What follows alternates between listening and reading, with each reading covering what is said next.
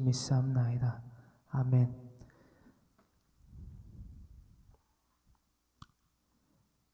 민수기서 2장의 강해 설교를 나누는 시간입니다. 오늘 참 마음이 힘들어요. 여러분, 우리의 삶이요, 다 쓰고 남은 것들로, 다 쓰고 남은 우리의 지성과 감정과 의지로 하나님께 예배를 드려주고, 찬양을 드려주고, 기도를 드려주고, 시간을 드려주고, 노력을 드려주는 그런 가증한 삶을 이제 그만 살아가시길 바랍니다. 그 삶은요, 오히려 이 세상에 양심을 속여가면서 죄를 짓고 살아가는 예수님을 믿지 아니하는 자들보다 더욱더 추악한 삶입니다. 여러분, 경고합니다. 강하게 권면합니다. 그런 추악한 죄악된 삶을 내어버리시기 바랍니다. 다 쓰고 남은 나의 지성과 감정과 의지로 감히 하나님께 예배라는 것을 드린다는 착각, 그건 정신병입니다. 여러분, 그건 정신병이에요. 여러분, 그거는 영혼의 죄예요. 그런 가증스러운 삶을 감히 하나님 앞에 드리는 멸망할 수밖에 없는 죄악된 삶 이제 그만 사시기 바랍니다. 수많은 무리와 그 수많은 무리들의 지성과 감정과 의지로 말미암아 저희 마음이 이제 상할 대로 상하였습니다.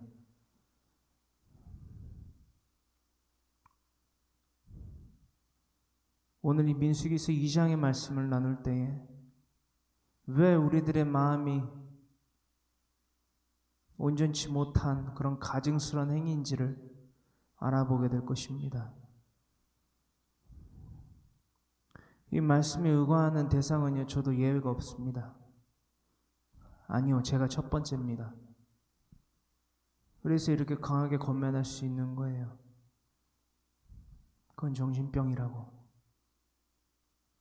내가 주여 주여 부르짖는다고 천국을 갈 수 있다라는, 영혼의 구원을 얻을 수 있다라는, 이 땅 가운데 범사가 형통할 수 있다라는 그런 착각 가운데 이게 정신병에 걸려 살아가는 사람들이 아주 많습니다. 아니, 목사가 무슨 정신병이란 소리를 해? 정신병이 뭐가 어떻습니까, 여러분? 그건 병이에요, 여러분. 정신병. 정신이 이상한 거예요, 그거는. 한낱 우리가 도보에 다니는 버스를 올라타려고 그래도 버스 요금을 내야 돼요. 근데 하다못해 하나님의 나라 천국 백성의 삶을 살아가기 위해선 공짜? 아니면 다 쓰고 남은 거, 그거 다 하나님 건데 다 쓰고 남은 지성, 감정, 의지를 가지고 눈물을 흘리면서 그 삶을 더 완강하게 살게 해달라고 눈물 뿌려 기도하는 게 말이 됩니까? 그게 정신병이 아니면 뭐예요, 여러분? 이걸 인정 못 하시겠으면 이 화면을 끄십시오. 여러분, 이제까지 살아왔던 그 삶 그냥 계속 살아가시면 됩니다. 그런 자들의 움직임과 그런 자들의 활동이 뭐 어제 오늘의 일입니까? 태초로부터 지금까지 계속되지요. 주님 다시 오실 그날까지 계속되지요. 어떻게 될까요? 태초로부터 인류인 아담과 하와는 그 삶을 살아가다가 죄와 사망과 저주의 노임 가운데에 창세기서 3장 20절로부터 하와의 태에서 난 우리 모든 자들이 그 죄와 사망과 저주에 대한 결과입니다. 뭐 묻지도 따지지도 말아야 될 문제예요, 이거는. 근데 우린 날마다 이야기한다는 거예요. 이런 하나님의 말씀으로 권면을 하고 충고를 하고 훈계를 하고 양육을 하면 사랑이 없다라고 해요. 국률이 없다라고 해요. 자비가 없다라고 해요.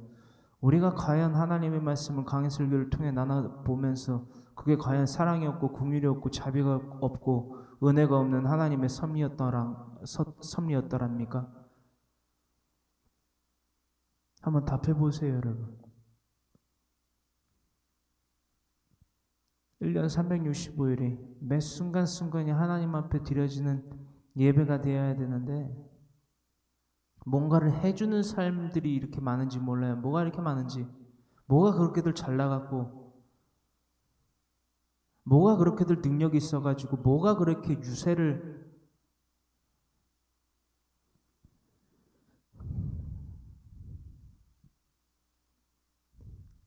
여러분, 제가 지난번 말씀드린 대로 모세오경까지 나눴는데 창세기부터 모세오경까지 나눈 분들 가운데에 그 삶의 변화가 없다. 그분은 뭐 여차저차 따질 못도 없습니다. 보면 알아요. 하나님의 말씀으로 모든 것을 판단합니다. 판단이 될 수밖에 없어요. 느끼신 분들은 지금 느끼고 계실 거예요. 충분히. 아, 내가 지금 양심을 속여가고 있구나. 아, 이게 내 정체였구나. 어느 정도 지금 윤곽이 드러나 있는 상태예요. 신명기까지 나눴는데 그 삶의 선택을 못하고 결단은 못한다. 이전에 살아가던 삶 계속 살아가십시오. 이 시대에 꼭 필요한 교회 공동체에 출석하지 마세요. 여러분, 예외 없습니다. 저희 가족이건 뭐건 없어요. 제 아내라도 그건 예외 없습니다. 제 자신도 예외 없습니다. 그런 쭉정이와 같은 삶을 살아가면서 감히 하나님한테 예배를 드린다? 그 중심은 어떻습니까? 겨자씨와 같은 믿음이 있는 것 같습니까? 이 앞에서 말하고 있는 황모세의 중심에 겨자씨와 같은 믿음이 없다면 멸망으로 날마다 치닫고 있는 삶이라는 거예요. 여러분,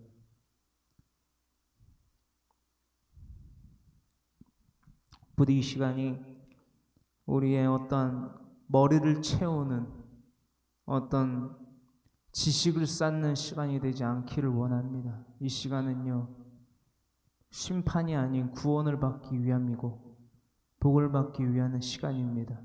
여러분, 이 땅 가운데 이게 기준을 삼아 정의되는 복이 아니에요. 하나님이 내려주시는 복이고 하나님 안에서 누리는 복입니다. 이 땅 가운데에서 줄 수 없는 평안이에요. 생명이에요. 우리는 이것들을 나누고 있는 것입니다. 그것들은 우리가 다 쓰고 남은 지성과 감정과 의지로서 얻어낼 수 없는 소실이에요. 여러분, 얻어낼 수 없는, 받을 수 없는 라카흐의 복이라는 것입니다. 그 시야의 갑절의 복이라는 거예요. 여러분, 우리가 이것을 놓치면요, 그저 소리 울리는 꽹과리와 같은 종교 생활을 하는 자들밖에 될 수 없습니다. 여러분, 저는 분명히 날마다 당부드리고 있습니다. 선택은 여러분들의 몫이에요. 제가 여러분들을 구원해 줄 수 있는 신이 아닙니다. 하나님의 말씀대로 살아가는 거룩한 삶을 살아가는 자들은 구원은 얻을 것이고, 그렇지 아니한 쭉정이의 삶을 살아가면서 하나님 믿는다, 예수님 믿는다, 쫓는다 라고 착각을 하며 내뱉는 그건 몽유병이에요. 그거는 그야말로 헛된 망상을 꿈꾸는 자예요, 여러분. 그 삶은 결코 심판받은 그대로 멸망할 수밖에 없다라는 사실을 계속 나누고 있습니다. 우리 이러면 정말 안 돼요, 여러분. 오늘은 민수기서 2장의 강해설교를 나눕니다. 이야, 얼마나 이 기쁜 소식입니까? 얼마나 하나님께서 굳세게 이렇게 명령하셨습니까? 우리 이렇게 살아야 됩니다.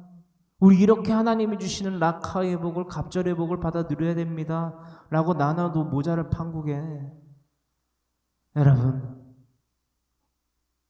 이제 그만 자신의 지성과 감정과 의지대로 살아가다가 남은 것들로, 쭉정이들로 하나님 앞에 드려지는 갑진내배라고 하는 그런 망상들을 떨쳐내버려야 됩니다.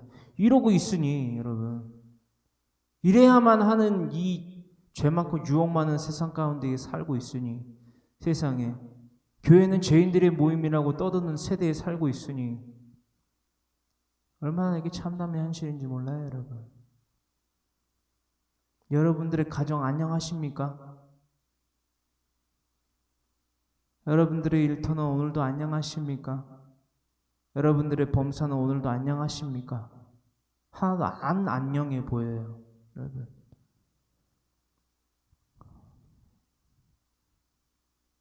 민수기서 2장은 각 지파의 진영과 또한 행군하는 순서에 따른 순서에 대한 기록입니다.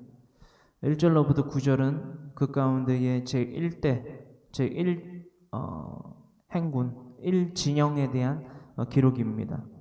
1절로부터 9절의 말씀 함께 합독합니다.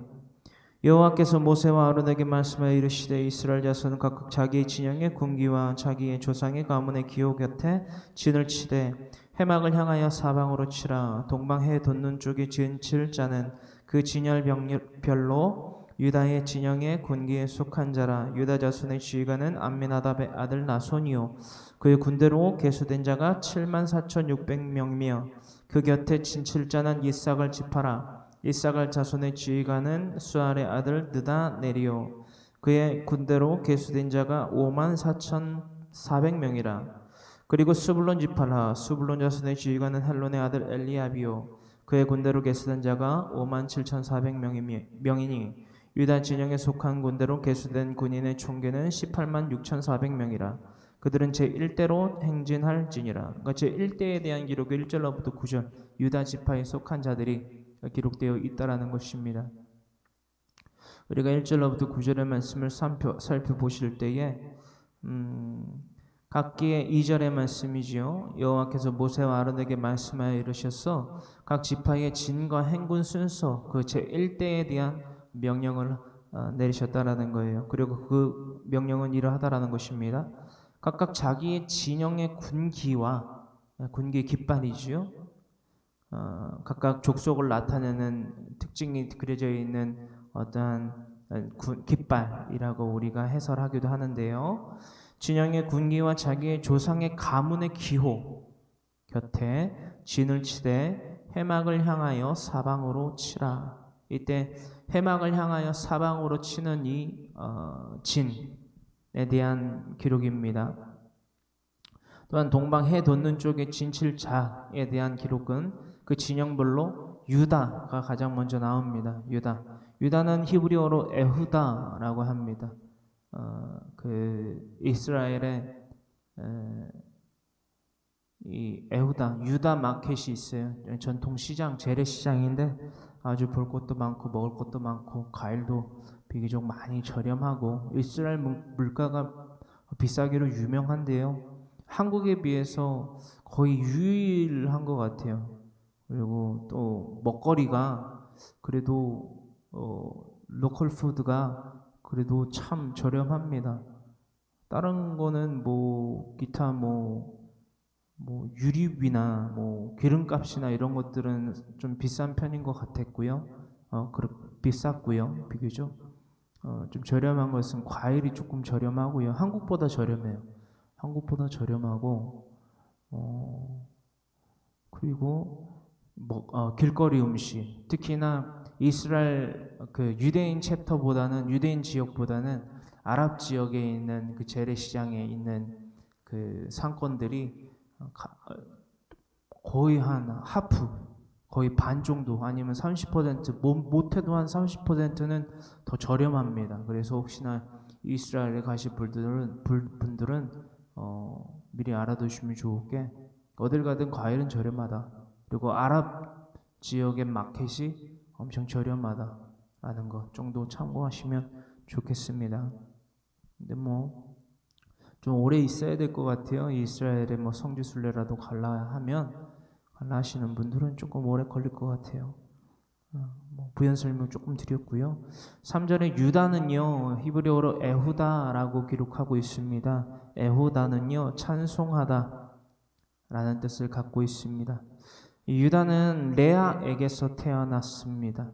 그렇죠? 족장 야곱의 넷째 아들로서 이 유다라는 이가 기록되고 또한 성경 인물 가운데에 어떠한 역사를 하나님께서 나타내게 하셨는지, 어떻게 쓰임 받았는지 우리는 알아봤고 계속해서 알아보게 될 것입니다. 유다의 진영의 군기에 속한 자라. 유다 자손의 지휘관은 암미나답의 아들 나손이요 그의 군대로 계수된 자가 74,600명이었대요. 그 곁에 진칠자는 이사갈 지파입니다. 이사갈 자손의 지휘관은 수알의 아들 느다넬이요라고 기록이 되어 있는데요. 2장 5절에 느다넬은요 히브리어로 네탄엘입니다. 여기서 네탄 그리고 엘이라는 단어가 합성어인데요. 특히나 네타넬은 나탄은 히브리어로 주다라는 뜻을 갖고 있고요. 이렇게 외우실 필요는 없어요. 근데 가장 중요한 것은 아주 핵심적이고 기본적인 것은 다음에 이 단어입니다. 그러니까 네타넬은요. 느다넬은 히브리어로 네타넬이라고 기록이 되어 있는데 이 네타넬은 이 두 가지 언어의 합성어입니다. 주다라는 뜻을 갖고 있는 나탄이라는 히브리어와 하나님이라는 것을 나타내는 엘이 바로 하나님이거든요. 엘이라는 단어에서 유래했습니다. 이 느다넬이라고 표기되어 있는 네타넬은 하나님께서 주셨다라는 의미를 가지고 있습니다. 느다넬이라고 성경에서 기록되고 있는 히브리어 네탄넬은요. 하나님께서 주셨다라는 나탄과 엘이라는 합성어로 표기되어 있습니다. 그의 군대로 계수된 자가 54,400명이라. 그리고 스불론 지파라. 스불론 자손의 지휘관은 헬론의 아들 엘리압이요. 여러분 이 느다넬과 더불어서 넬 혹은 엘이라는 단어가 엘 혹은 넬이라는 단어가 들어있는 그 이름에는요 다음과 같은 속성이 빠지지 않고 들어있다라고 생각하시면 됩니다. 바로 하나님의 속성이 들어가 있다라고. 그 이름이 그 뜻이 있잖아요. 각기 뜻이. 오늘날 우리나라 가운데에서도 이 한자어로 표기되어 있음 가운데에 뜻이 있잖아요. 그렇죠? 제 이름이 옛날에 선할 선의 준법 준자란 말이죠. 지금의 이름은 한자어가 없어요. 황만 한자어가 있고 모세는 한자어가 없습니다. 그래서 하지만 우리가 전통적으로 짓는 그 이름에는 한자어의 그 뜻이 다 있는 것처럼 이 히브리어로 기록되어 있는 구약의 인물들도 다 이름의 뜻이 있고 헬라어도 그렇고 아랍어도 그렇고 라틴어도 그렇고 다 뜻이 있습니다. 그래서 우리는 그 뜻에 대한 깊이를 알아보면서 이들의 이름이 왜 이렇게 지어졌을까라는 기록들을 여러 차례 계속해서 알아보고 있습니다. 스불론 지파, 스불론의 자손의 지휘관은 헬론의 아들 엘리압입니다. 네, 엘리압은요 엘과 아부에서 유래되었습니다. 그 뜻에 대하여서는 이렇게 하나님은 아버지이시다 라는 거예요. 아부는 이제 아버지라는 뜻을 갖고 있거든요. 그러니까 엘은 하나님이잖아요. 그렇죠? 우리가 나눈 것처럼 아부. 그러면은 하나님은 아버지이시다 라는 의미를 갖고 있다는 것이요. 8절. 그의 군대로 계수된 자가 57,400명이니 유다 진영에 속한 군대로 계수된 군인의 총계는 186,400명이라. 그들은 제1대로 행진할지니라. 아멘. 특히나 유다 진영 그 가운데에서 유다 가장 먼저 각기 그 진영의 군대 가운데에 제1대로 뽑힌 유다는요 가장 강성한 지파라고. 그렇죠? 가장 강성한 지파. 왜? 예수님이 나시는 지파였기 때문에 가장 강성한 지파로 꼽혔다라는 것을 우리는 지난 시간에도 나눠본 바가 있습니다. 여러분, 그렇다면 유다 진영이 단지 예수님이 나는 지파였기 때문에 강성한 지파다가 아니라 이 어떠한 한 사건으로 인해서 유다 지파가, 그렇죠? 모든 진영 가운데에서, 모든 족속 가운데에서, 모든 형제들 가운데에서 찬송받는 지파로서 자리매김하게 된, 복을 받게 된 계기가 있었어요. 우리는 이것을 나눠받고 다시금 이 시간 상고하여 거듭 상고하여 보기를 간절히 소망하는데요. 유다 진영이 제1대로 나서게 뽑히게 된 이유에 대해서 우리는 역사를 거슬러 올라가 알아보아야만 합니다. 여러분 이스라엘의 본 이름이 뭐였죠? 제이콥, 야곱이지요. 야곱이 유다의 아버지잖아요. 그렇죠? 그렇다면 야곱의 이 이스라엘의 보물이었던 요셉, 그리고 채색옷을 입혔던 요셉 기억하시죠? 꿈꾸는 자 요셉, 그리고 요셉의 동생 막내 아들 베냐민 여러분 기억하십니까? 우리는 강해 설교를 통해서 다 나눠봤기 때문에 여기까지만 말해도 아차 싶을 거예요.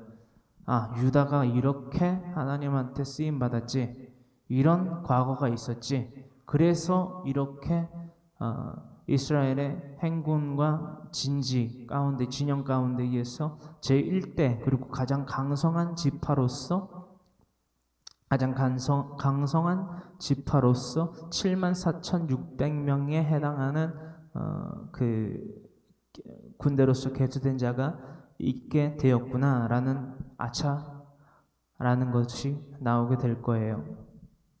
참 근데 이 레위기가 참 강해 설교가 참 어려웠는데 민수기로 넘어오면서 참 비교적 뭐랄까 조금 이 레위기보다는 어렵지 않구나라는 생각이 들었는데 또 그건 또 아니에요. 왜냐하면 숫자가 나와가지고 제가 개인적으로 숫자에 좀 약하다 보니까 이게 숫자가 많이 나오니까 개수가 있어서 기도 많이 해주시고요. 여러분들한테 어쨌든 간에 잘 전달이 돼서 여러분들의 삶 가운데에서 꽃이 피어나야 되니까 믿음의 꽃이요. 할렐루야.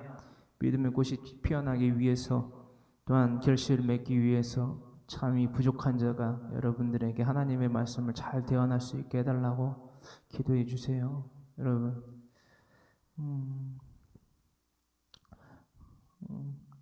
이 야곱의 보물이었던 요셉과 더불어서 이 요셉이라는 첫 번째 보물이 없어지자 더 이 야곱에게, 제이콥에게, 이스라엘에게 더 귀하게 여겨진, 그죠? 더 움켜쥐고 빼앗기고 싶지 않은 그 아들이 있었어요. 막내 아들. 누구죠? 베냐민, 그죠? 베냐민이죠. 이 베냐민을 기억하십니까, 여러분? 그는요, 누구죠? 유다는요, 그의 아버지 야곱의 두 번째 채색옷, 가장 귀한 보물이지요. 그 보물을, 즉 그 우상 숭배의 옷을 찢어버린 아주 유일한, 아주 핵심적인 인물이 바로 이 유다였다라는 것을 우리는 나눠본 바가 있습니다. 창세기서 49장 8절로부터 10절의 말씀인데요.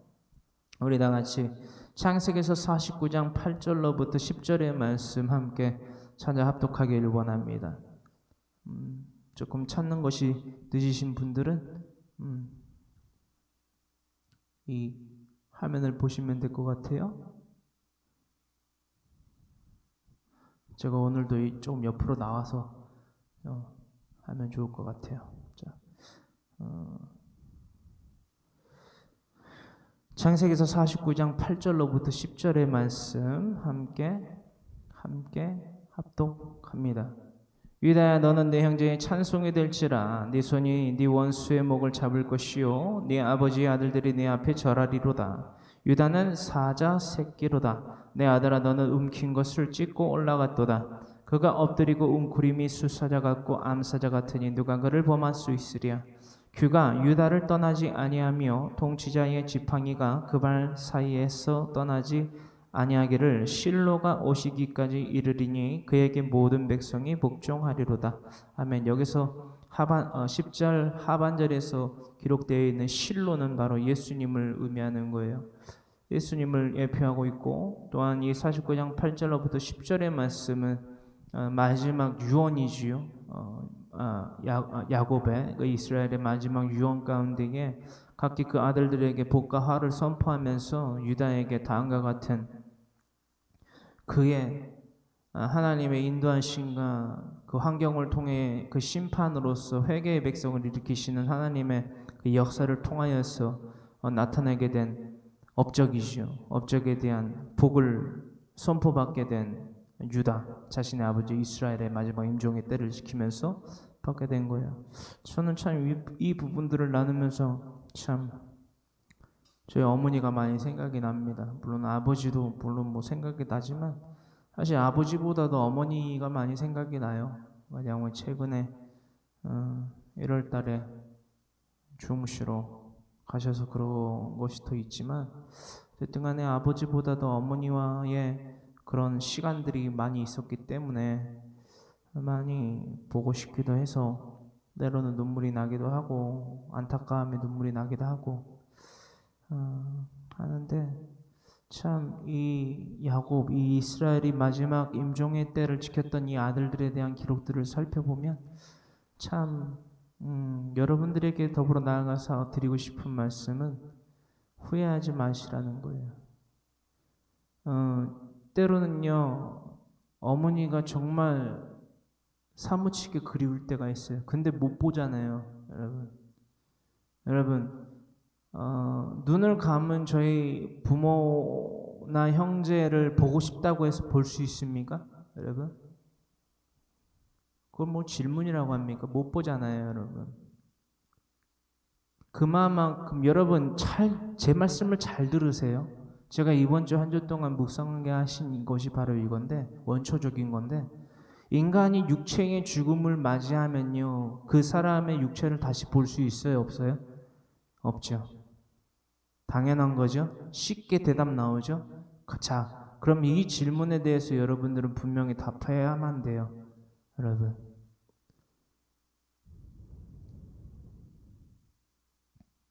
우리는 왜 죽게 되었을까요? 이걸 알게 하신 거예요. 사람의 죽음을 통하여서 사무치게 그리운 내 아빠, 내 엄마, 내 죽은 형제들을 못 보는 것만큼 절대적이라는 거예요. 뭐가요? 하나님의 심판이요. 천국과 지옥으로 갈려지는 그 심판이 절대적이라는 겁니다. 어떤 말씀인지 이해되세요? 여러분, 이게 이해가 되는데 삶의 목적이 영혼 구원이 아니다. 그건 새빨간 거짓말쟁이들이에요. 뭐가? 하나님을 믿는다라고 하는 말이 새빨간 거짓말이고요. 내가 내 부모를 사랑하고 형제를 사랑하고 아들을 사랑하고 딸을 사랑하고 손주를 사랑하고 손녀를 사랑하고 친제를 사랑하고 이웃을 사랑한다라는 건요 새빨간 거짓말이에요. 죄송합니다. 그거 정신병이에요. 그거. 예수님 믿는다라고 말하면서 목적이 영혼 구원이 아니다? 그거 진짜 정신병이에요. 그거.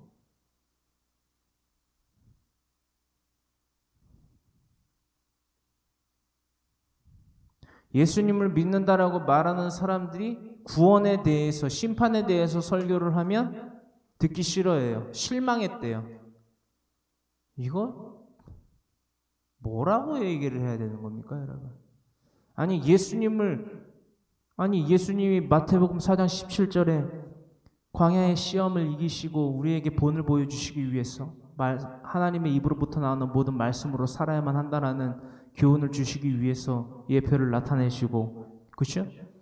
본을 보이시고 비로소 전파하여 이르십니다. 마태복음 4장 17절에 비로소 전파하여 이르시되 뭐하라? 회개하라.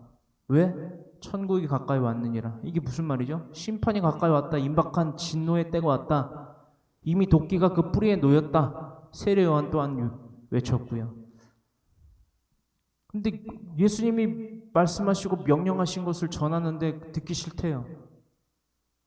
거북스럽대요. 이거 문제 있는 거예요, 이거. 그러니까 하나님이 누군지도 모르고 그냥 믿는다고 말하는 거예요, 여러분. 그러니까 만몬과 하나님을 구별을 못하면서 하나님 입고로 내 먹을 거, 마실 거, 입을 거 채워주는 거, 내 몸 건강하게 해주는 존재, 땡, 없는 거예요. 그러니까 날마다 이 땅 가운데 이방인과 같이 무엇을 먹을까, 무엇을 입을까, 무엇을 마실까 염려하면서 그것들을 위해서 눈물 뿌려서 기도하는 거예요. 눈물 뿌려가면서 주여 주여 외쳐가면서 불법을 행하는 거죠. 병에 고침받으면 뭐합니까? 그 육체가 영원하지 않은데. 그 배가 불려지면 뭐합니까? 위가 풍족해지면 뭐예요? 그 위는 배설물을 배설하고 나면은 배가 꼬르륵 소리를 내면서 또 고파지는 것이 육체의 삶인데 이걸 왜 모르는 거예요? 여러분, 물을 1리터를 한 번에 홀짝홀짝 다 마셔요. 그럼 영원히 목이 안 마르나요, 여러분? 이게 무슨 바보 같은 질문입니까? 여러분, 내가 잠을 24시간을 자요. 50시간을 자요. 한 번에. 한 번도 안 깨고. 그러면 일평생 동안 남은 그 시간 동안 졸리지 않겠습니까? 이게 무슨 바보 같은 질문이냐는 거예요. 여러분, 이 땅의 것이요 그렇게 유한합니다. 무한하지 않아요, 여러분. 근데 이 땅 가운데 이 유한한 그 언젠가 썩어 없어질 이 삶을 위해서 기도를 한다? 하나님을 믿는다? 여러분, 대책 없는 삶인 거예요, 그거 정말. 여러분들에게 그런 착각을 불러일으킨 자들이 도대체 누구입니까? 하나님입니까? 저와 같은 주의종이라는 목사라는 이름을 달고서 여러분들 앞에 서 있는 자들이 있죠? 그 자들이 여러분들의 그 탐심을 유도해내는 거예요, 여러분. 어떤 말씀인지 아시겠어요? 저는 분명히 말씀드렸습니다. 다 그런 게 아니에요. 다 그렇지 않습니다. 아주 가뭄에 콩나듯 보여요. 들리고. 근데요, 제가 말씀드렸죠. 앞으로는 세대가 가면 갈수록 저와 같은 주의 종들 사이 가운데에서 악한 종기 같은 것들이, 나병과 같은 것들이 아주 창궐합니다. 창궐하고 있고요. 이미 더 하염없이 창궐할 겁니다. 전염병과 같이. 그리고 하나님의 심판이 있을 거예요. 그 가운데에서 회개의 백성을 일으키실 겁니다. 언제나 그러하셨던. 이때를 여러분들은 주의해서 사셔야 돼요. 그리고 그 심판받는 누군가가 저와 여러분들이 되지는 말아야 된다라는 항상 경외함이 있어야 돼요. 두렵고 떨림이 있어야 돼요. 할렐루야. 이게 없으면요, 여러분, 하나님을 하나님으로 인지를 할 수가 없어요. 만몬을 믿고 만몬에게 주여 주여를 부르짖으면서 My Lord, My Lord 늘 부르짖으면서 그것을 하나님이라고 착각하고 있다라는 거예요. 착각하는 삶을 살 수밖에 없다라는 거예요. 여러분, 이 땅 가운데 죄 짓는 자들을 보면요, 하나님을 안 믿는다고 하는 자들보다 하나님을 믿는다라고 평소에 말하는 자들이 많아요. 교회 건물 가운데 나아가는 자들이 죄를 더 많이 져요. 아닙니까? 차라리 말이라도 하지 말지, 하나님 믿는다고 라고 하는 자들이 많아요. 불의를 보면 눈 감고 고개 돌리고 피하는 자들 많아요. 여러분, 자신의 목숨을 걸고 누군가를 구해야 되는 상황 가운데에 그리스도인이라고 자칭타칭 칭하는 자들이 더 그 불길 가운데 뛰어들 것 같습니까? 아니면 예수님을 믿지 아니하는 이 세상에 속하여져 있는 이 세상의 정욕과 쾌락으로 말미암아 살아가는 자들이 더 잘 뛰어들 것 같습니까? 뭘 것 같아요? 여러분들은 그에 대한 답을 잘 아시죠? 저는 후자라고 감히 말할 수 있습니다. 왜? 저는 그 삶을 겪어봤기 때문에.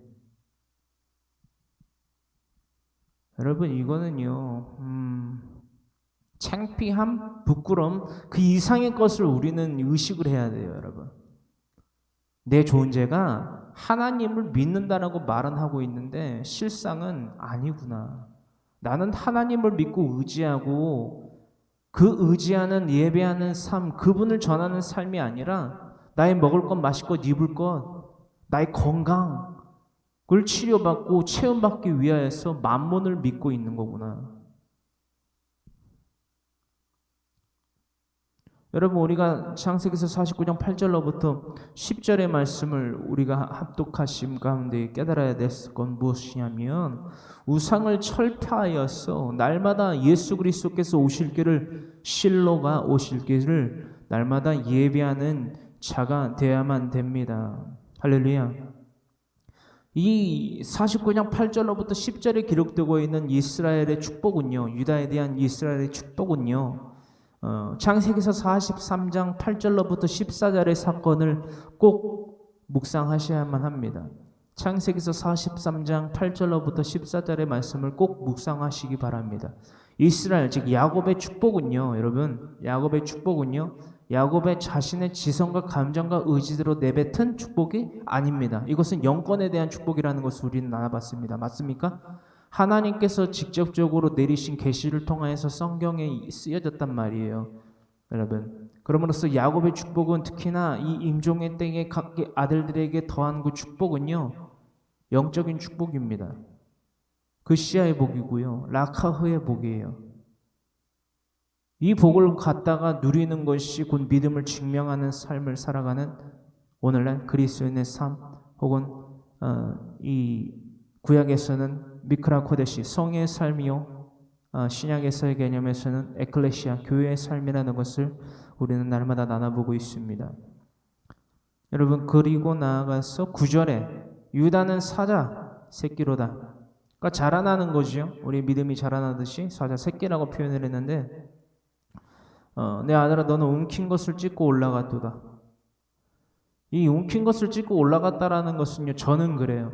뭐 성경 해설가들이 어떻게 해설할지는 모르겠지만, 뭐 여러 가지 부분이 있지만, 이 움킨 것을 찢고 올라갔다라는 것은요, 자신의 막내 아들 베냐민을 또 다른 자신의 보물로, 얼마나 여러분 요셉을 잃었다니까요. 여러분, 가장 귀한 자신의 보물 요셉을 잃었잖아요. 여러분, 근데 그쵸? 근데 창세기서 43장 8절로부터 14절의 말씀 가운데에서처럼 유다가 베냐민을 내놓으라는 거예요. 이러다 우리 다 죽는다고. 뭐 한다고요? 이러다 우리 다 죽는다고. 여러분, 우상 숭배의 삶을 계속 살아가면 우리 다 죽는다고. 여러분, 하나님보다 자신의 아들을 더 사랑하고 하나님보다 자신의 지성과 감정과 의지를 더 사랑하면요, 다 죽는 거예요. 여러분, 멸망당하는 거예요. 빨리 내놓으라는 거예요. 여러분, 요셉을 통하여서 하나님이 회개의 족속을 일으키시는 겁니다. 미크라 코데시, 성회의 삶, 그 야곱의 가족들이요, 미크라 코데시, 그 성회로서 회개하는 백성으로서 하나님 앞에 일어나게 된 하나님의 섭리의 사건이라는 것을 우리는 나눠본 바가 있습니다.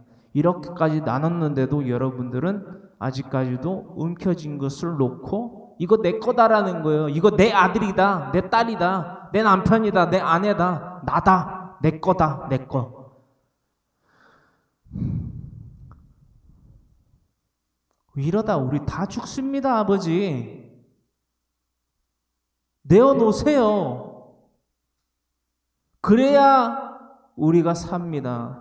그래야 우리 처자식이 삽니다. 왜요? 딸린 식솔들이 있거든요. 누구도? 유다도. 장자 루벤으로부터, 베냐민은 그때 당시에는 청소년이죠. 소년. 거의 모든 형제들이 다 식솔들이 있는 거예요. 여러분, 그때 당시에. 창세기서 43장. 그죠? 우리 다 나눴죠? 식솔들이 다 있는 거예요. 아버지만 죽는 게 아니고요. 나만 죽는 게 아니고요. 우리 형제들만 죽는 게 아니고요. 우리 형제들한테 딸린 식솔들 다 죽습니다. 베냐민 빨리 데리고 와야 돼요. 우리 지금 양식도 없잖아요. 그리고 우리한테 증명하라고 한단 말이에요. 이거 다 이 말씀을 들으셨을 때 이해가 돼야 되는데 안 되는 사람은 왜 안 될까요? 그래서 하나님 말씀 모르는 거예요. 그러니까.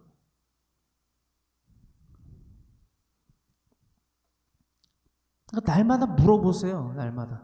깨닫게 해야 되는 거예요. 이 말씀이 무슨 뜻인지 아니? 무슨 뜻인지 아십니까? 그러니까 낱말 맞추기를 하라는 게 아니고요, 여러분. 이 사건 가운데 핵심이 무엇입니까? 라는 것에 대한 질문을 했는데, 예?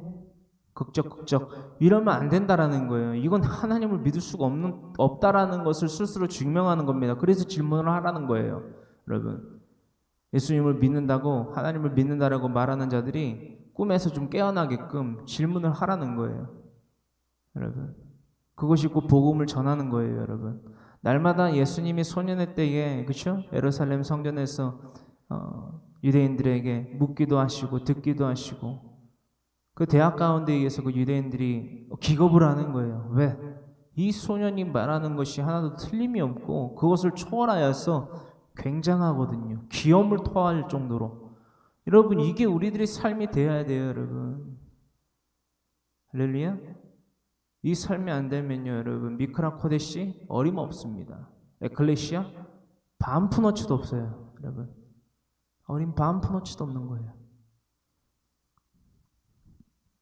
그래서 9절에 유다는 사자새끼라는 거예요. 그래서 유다 진영의 이 군기가 사자라고도 우리 성경 해설가들은 예상을 하기도 합니다. 그래서 각기의 뭐 진영의 군기의 깃발을 보고서 그 진영들이 앞으로 나아갔거든요. 그 진영으로 진을 장막을 짓고 이동식 장막을 짓고 했는데, 이 유다 진영의 군기의 깃발이 이래서 이 49장 이 9절의 말씀, 이 야곱의 축복 가운데 에서 유다는 사자 새끼다 라는 것을 통하여서 유다 진영의 군기 깃발이 사자였을 것이다 라는 것을 추측하고 있습니다. 그래서 좀 참고하실 아주 요긴한 부분이고요. 그래서 예수님을 예표하는 이 어떤 유다는 이 49장 8절로부터 10절에 아주 강하게 예표되어 있다. 그리고 첫 시발점이 바로 이 창세기에서 49장 8절로부터 10절까지의 말씀에 대한 기록이었구나 라는 것들을 다시금 상고하여 보기를 간절히 소망합니다.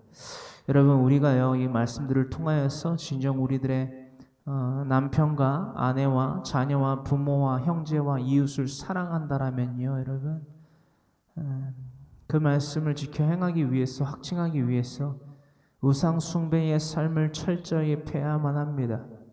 우리가 지금 언급한 그 모든 대상들이 하나님보다 더욱더 귀하게 여겨져서는 안 돼요.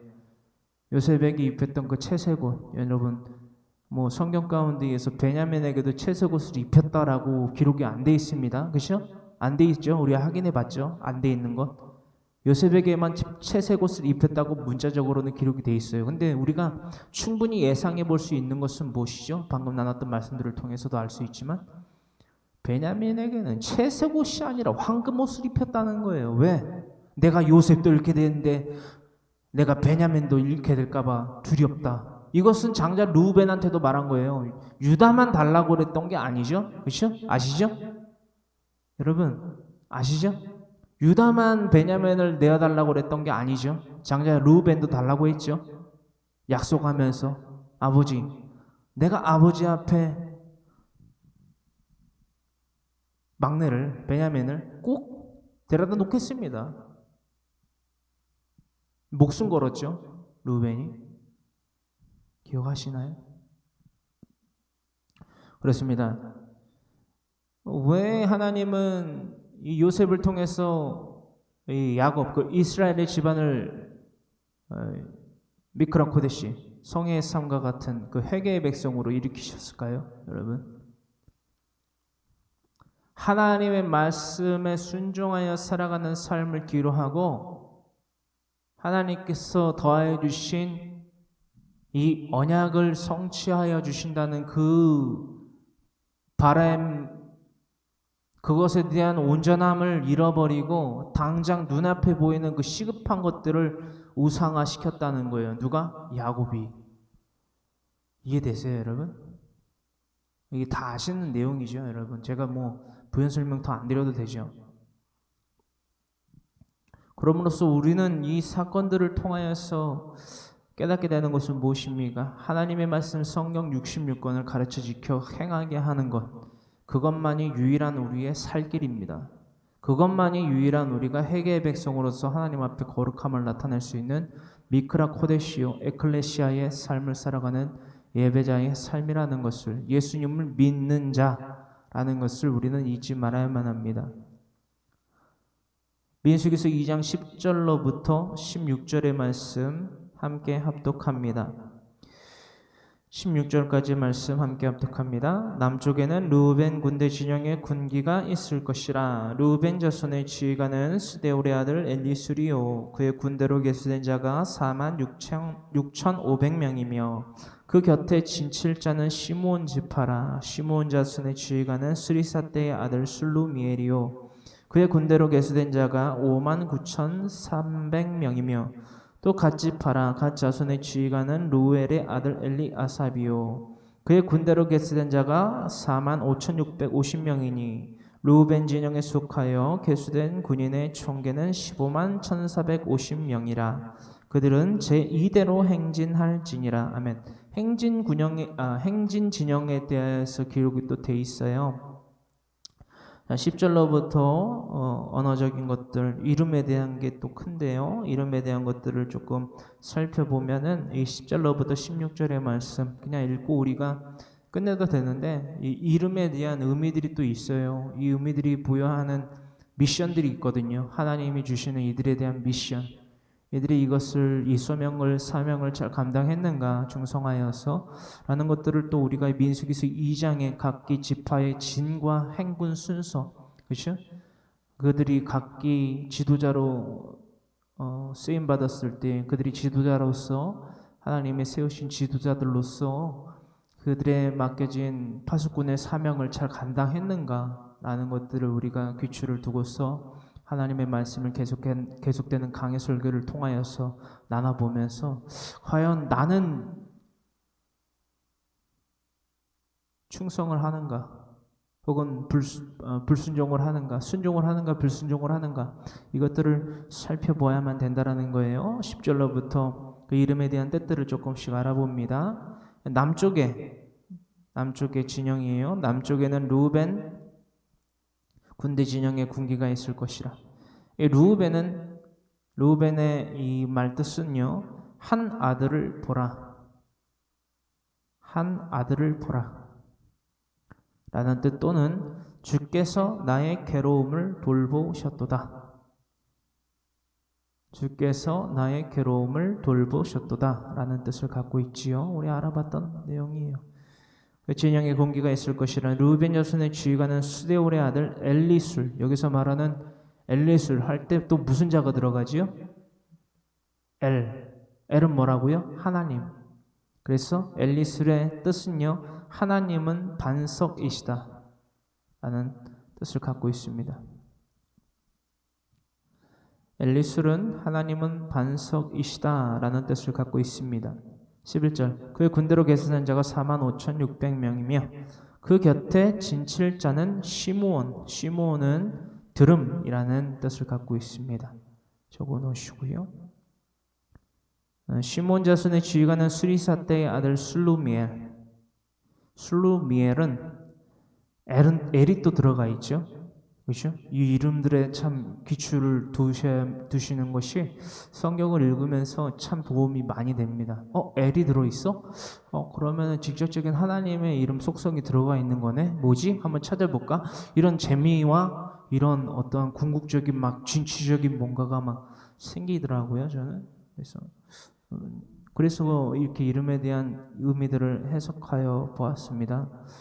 술루미엘은요, 하나님의 평화라는 거예요. 하나님의 평화의 하나님보다는 하나님의 평화라는 뜻을 더 강하게 갖고 있는 술루미엘이라는 이름입니다.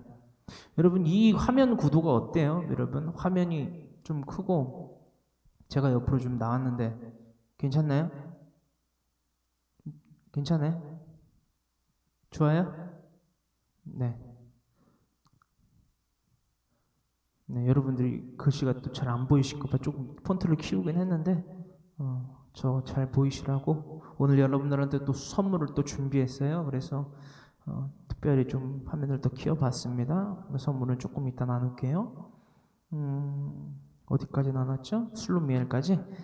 그러면은 13절 그의 군대로 계산한 자가 59,300명이요 하나님의 평화라는 이름 아래에서 59,300명이 모였다는 거예요. 또 갓 지파에 대해서는 갓은요 선지자 혹은 선견자 미리 알고 미리 보는 선지는 미리 알다 그리고 선견은 미리 보다라는 뜻을 갖고 있죠. 정의를 그렇죠? 어학적으로도 갓은 선지자 혹은 선견자라는 선견가 혹은 선견자 둘 다 뭐 동일합니다. 이런 뜻을 갖고 있고요.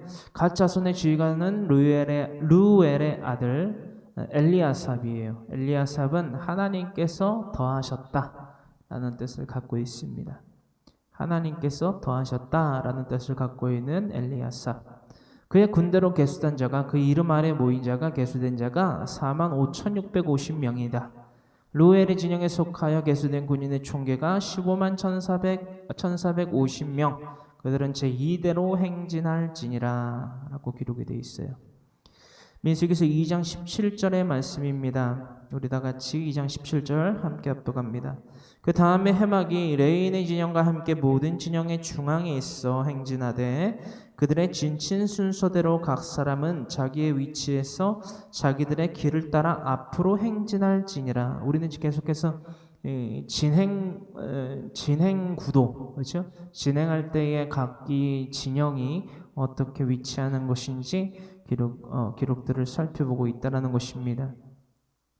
근데 2장 17절은요, 특히나 이 레인의 진영에 대한 기록이 되어 있단 말이에요. 그렇죠?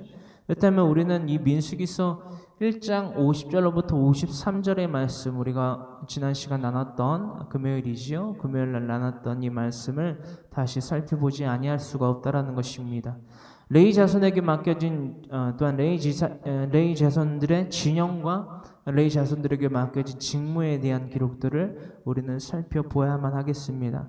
민수기서 1장 50절로부터 53절의 말씀, 민수기서 1장 50절로부터 53절의 말씀 함께 합독합니다. 그들에게 증거의 성막과 그 모든 기구와 그 모든 부속품을 관리하게 하라. 그들은 그 성막과 그 모든 기구를 운반하며 거기서 봉사하며 성막 주위에 진을 칠지며 성막을 운반할 때에는 레위인이 그것을 걷고 성막을 세울 때에는 레위인이 그것을 세울 것이요 외인이 가까이 오면 죽일지며 이스라엘 자손은 막사를 치되 그 진영별로 각각 그 진영과 군기 곁에 칠 것이나 레위인은 그 증거의 성막 사방에 진을 쳐서 이스라엘 자손의 회중에게 진노가 임하지 않게 할 것이라. 레위인은 증거의 성막에 대한 책임을 지킬지니라 하셨습니다. 아멘. 저는 이 민수기서 1장 50절로부터 53절의 말씀을 읽으면서요, 두 가지 사건과 직무에 대해서 좀 집중을 많이 하게 돼요. 다 중요하지만 뭐 하냐면요, 51절에 성막을 운반할 때에는 레인이 그것을 걷고 성막을 세울 때에는 레인이 그것을 세울 것이요. 여러분, 하다못해 구약에서의 성막, 미크라 코데시의 삶을 살아야만 했던 이 성막조차도요, 이동을 했어요. 이게 뭔지 아세요, 여러분? 신약의 교회의 모형이에요. 구약에서조차도 신약의 교회의 모형을 나타나고 있습니다. 바로 이 두 가지의 속성이에요. 교회 공동체와 같이 고정도 되지만 움직이는 각계 개교회의 개념도 갖고 있다. 이해됐어요? 어떤 말씀인지? 이동도 해야 되고 나가는 교회도 되고 모이는 교회도 된다라는 거예요. 할렐루야. 것들을 잊지 아니하시기를 간절히 소망하면서 이것이 과연 우리들의 삶 가운데에서 잘 적용되고 있는가? 여러분, 코로나19라는 이 위기 가운데에서 우리가 오늘날 이 미카라 코데시 성막의 개념을 분명히 파악하고 그 삶대로 우리는 살아가야 됩니다. 이게 거룩이에요. 가도심. 할렐루야. 더불어 나아가서 53절에 이 레위인은 증거의 성막에 대한 책임을 지킬지니라. 직무라는 거예요. 직무. 그들의 직무가 뭔지 아세요, 여러분? 53절에 아주 중요한 것이죠. 레위인은 증거의 성막 사방에 진을 쳤어. 그죠? 이스라엘 자손의 회중에게 진노가 임하지 않게 할 것이다. 이해가 되세요? 무슨 말씀인지? 하나님의 종들은요, 이런 직무가 있습니다. 이런 책임이 있어요. 그들의 가정, 주의 종이 속하여져 있는, 주의 종 자신이 속하여져 있는 가정과 모든 일터와 모든 범사 가운데에 함께하는 자들이, 뭐하는 자들이? 함께하는 자들이 여호와의 진노를 사지 않게끔 하나님의 말씀으로써 가르쳐 지켜 행해야 되는 직무가 있다라는 거예요. 그에 대한 책임이 있더라는 거예요. 근데 그 책임을 다하기 위해서 하나님의 말씀을 전할 때에 그 말씀을 받지 않고 에이 퇴! 아 듣기 싫어. 아 나보다 나이도 어린 게. 이런 막대 먹은 행실을 하는 자들이 있어요. 여러분 그냥 다이렉트로 말씀드리면 저의 친정 가정뿐만이 아니라 저의 아내를 통하여서 새로운 가정을 또 하나님께서 허락해 주셔서 그 가정 그리고 또한 교회 공동체를 창립하게 하셨어. 이 교회 공동체 또한 제가 만나는 모든 사람들이요 하나님의 말씀을 전하는데 받지 않는다 혹은 예배를 드려준다 찬송을 드려준다 뭐가 아쉬웠어요? 하나님이 뭐가 아쉬워서 하나님이 뭐가 아쉬워서 그런 돼지피와 같은 가증스러운 10원짜리를 받으셔야 됩니까? 여러분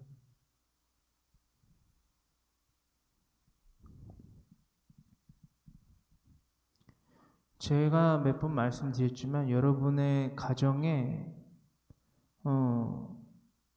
어떤 7살짜리 꼬마 내 손주가 손녀가 여러분 잘 들으세요. 제가 지금부터 하는 말씀을 저와 같은 신학을 6년을 하고 실무 사역을 3년 이상 하고 10년 가까이 여러분 하나님에게 쓰임받은 종만 주의종이 아니고요.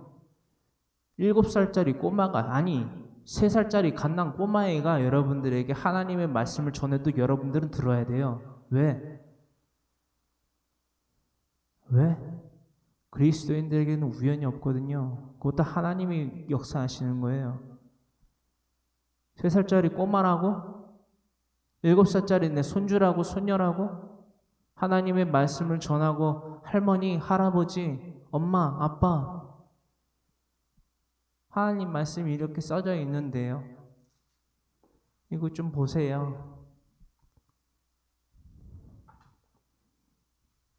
라고 하는데 내 아들이라고 내 딸이라고 내 손주라고 손녀라고 에태 하듯이 듣지도 않고 보지도 않고 인간적인 것들을 가미하여서 인성적인 것들을 내가 모독한 것도 아니고 인간적인 것들을 내가 무시한 것도 아니고 다 내가 헤아려갖고 권면을 하고 가라앉히면서 얘기를 했는데도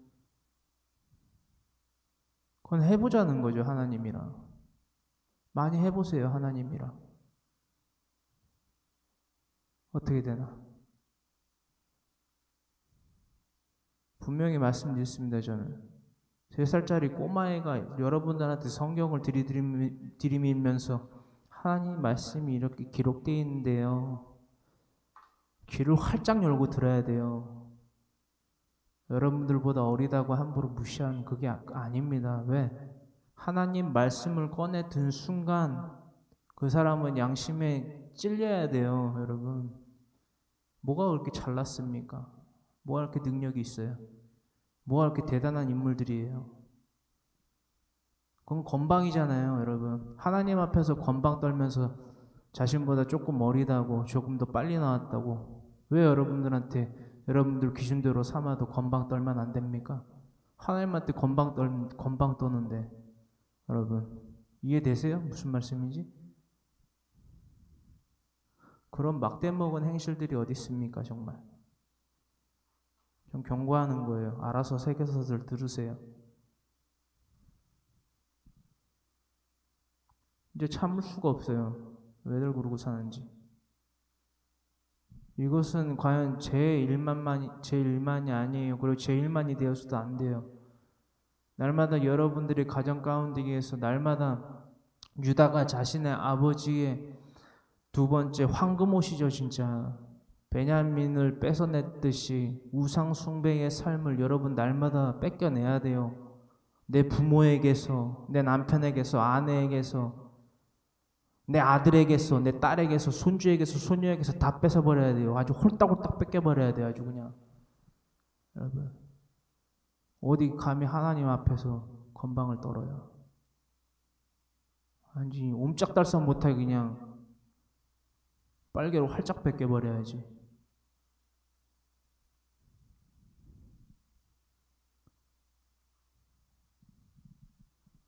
유다가 불효자여가지고 아버지의 보물인 베냐민을 뺏어냈습니까? 뺏어낸 거예요. 아버지 우리 다 죽게 생겼어요. 생사를 논한 거예요. 아버지가 지금 베냐민이라는 아버지의 그 황금 옷을 입혀놓은 아버지의 금송아지를 지금 안 때려 부시면요, 우리 다 죽어요. 우리 처자식 다 죽어요. 여러분, 이게 생사예요. 여러분, 이게 경외함이에요. 여러분, 하나님은 요셉을 통하여서 그 가정, 야곱의 가정에게 하나님께 대한 경외함을 갖게 하신 거예요. 경외함은요, 회개의 삶의 첫 발을 내딛게 합니다. 바로 심판을 통하여서 회개의 백성을 일으키시는 하나님의 섭리를 우리는 배우는 것이라는 겁니다. 할렐루야. 이거를 모르면 여러분 안 돼요. 이것에 대한 무지함은요, 여러분요, 무지로 안 끝나요. 여러분, 그 무지는요, 멸망으로 결과를 낳습니다. 여러분,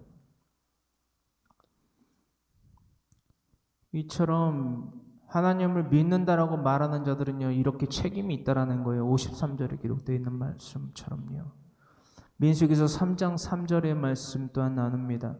레위 자손들 중 가운데에 여러분 모세와 아론과 그의 아들들의 진영, 그리고 그들이 행해야만 하는 직무에 대한 기록입니다.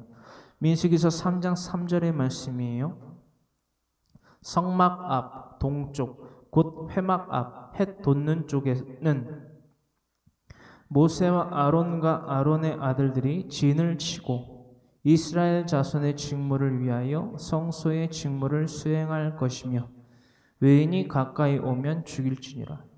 그러니까 민수기서 3장 3절도 기록이 이제 우리가 나눠볼 거지만 내일 모레지요. 화요일날 나눠보게 된 말씀인데 3장 3절에 기록되고 있는 말씀이 그 전에도 민수기서 1장 51절에도 기록되어 있다는 거예요. 그렇죠? 레인이 그것을 세울 것이요 외인이 가까이 오면 죽일지며. 여러분,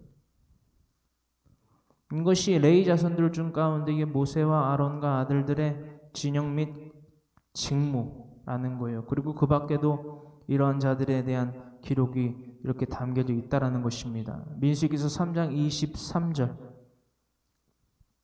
그리고 29절 그리고 35절 이렇게 기록되어 있다는 거예요. 민수기서 3장 23절의 말씀 함께 합독합니다. 게르손. 그러니까 우리가 이 성경 가운데에서 읽다 갑자기 그쳤는데 이 게르손이라는 종족이 나와요. 게르손의 종족은 게르솜이랑은 어찌 보면 같지만 또 다른 거예요. 분류를 한다면 굳이 한다면 또 돼요. 왜 그러면 게르손과 게르솜은 왜 다르냐? 하지만 또 같냐라고 한다면 이 게르솜이 누구의 아들이죠? 네? 누구의 아들이에요? 네? 누구? 모세의 아들. 모세의 아들 게르솜. 그죠? 게르솜이 당시에 민수기서 3장 23절에 기록되고 있는 게르손이 아닐 것이다 라는 추측이 있어요. 저도 이것에 대해서 맞다. 왜냐하면 한 지파 가운데에 한 족속 가운데에 한 진영 가운데에 우두머리를 맡기에는 이때 당시에 게르솜이 그렇게 뭐 지휘권이 있고 상당한 뭔가 이런 지도력이 있는 자는 사실 아닐 수밖에 없거든요. 여러분, 이게 우리가 나눠보서 아시겠지만 그렇잖아요, 여러분. 그렇죠? 모세가 80세에 이 미디안 강약 가운데에서 나머지 그 40년 두 번째 그 훈련을 받고 하나님께 쓰임 받기 위해서 부름 받고 그리고 이스라엘 백성들이 출애굽하여서 그죠? 나올 때까지. 그렇게 해도 뭐 광야 생활을 시작하고 나서라고 생각을 해도 40한 2세? 41세? 그렇죠? 40세 뭐 초반이죠. 40대 초반이기 때문에 아직은 어떠한 한 족속의 한 무리의 우두머리격이 되기에는 조금 부족하지 않았나 하는 생각을 하기도 합니다. 그래서 이 게르손과 게르솜을 같이 보는 맥락도 있지만 저는 이 게르손이라고 민수기서 3장에 기록되고 있는 이유가 있다고 봐요. 아직은 그 사람이 한 그 그룹의 리더자를 맡아서 게르손 종족이라고 표기될 수는 있을지 모르겠지만 종족이라는 것은 뭐냐? 그런 어떤 후손이 어느 정도 있고, 그렇죠? 그러니까는 게르솜의 아들들이 또 어떠한 아들들을 낳고, 그렇죠? 뭐 이런 것들도 기본이 또 아우러져 있어야 되잖아요. 왜냐하면 족장 사회이기 때문에, 그렇죠? 그래서 이런 부분이 조금 불충분한 요건들이 조금 보여서 저는 이 게르손이라고 또 기록된 이유가 분명히 있다라고 생각하기 때문에 이 게르손과 게르솜을 같이 보는 맥락도 있지만 분류하는 것이 더 맞다. 그렇죠? 게르손과 게르솜은 언어적으로도 많이 달라요. 그러니까는 이거를 알아보려면 창세기에서 46장 11절의 말씀을 봐야 되거든요.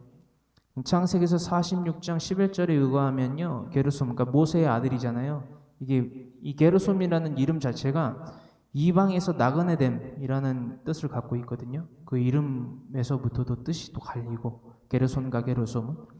그래서 게르솜과는 엄연히 따지자면 다른 별칭으로 불리는 것이 맞습니다.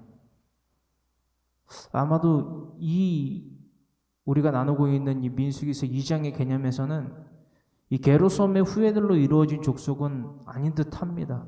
아닌 듯한 것으로 보여서 저는 이 본문 말씀에 기록되고 있는 대로 이 게르손과 게르솜이라고 기록이 안 된 이유가 분명히 있다라는 것을 여러분들에게 말씀드립니다. 하지만 뭐 또 이게 게르솜의 후예들이다라고 말을 해도 뭐 틀린 것은 아니에요. 막 티격태격할 필요는 없다라는 것도 말씀드리고요. 하지만 분명한 차이를 두는 것은 어느 정도 필요해 보인다라는 생각을 말씀드립니다.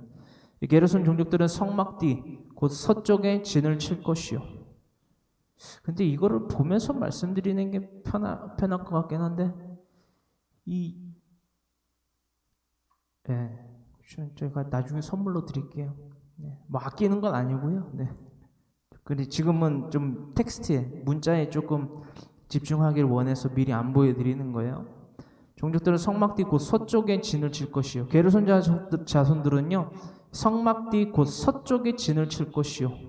29절. 고핫 자손의 종족들은 성막 남쪽에 진 칠 것이요.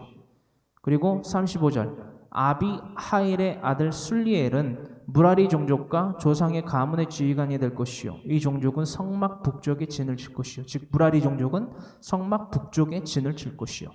라고 기록이 되어 있습니다. 자, 이렇게 사면으로 진을 치잖아요. 여러분, 그죠? 모세와 아론과 그의 아들들은 성막 동쪽, 그죠?